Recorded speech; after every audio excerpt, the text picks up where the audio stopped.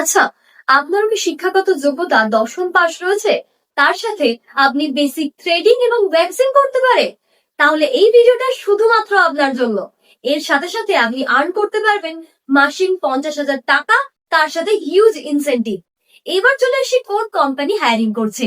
Hiring করছে urban company. কে কে apply করতে পারবে?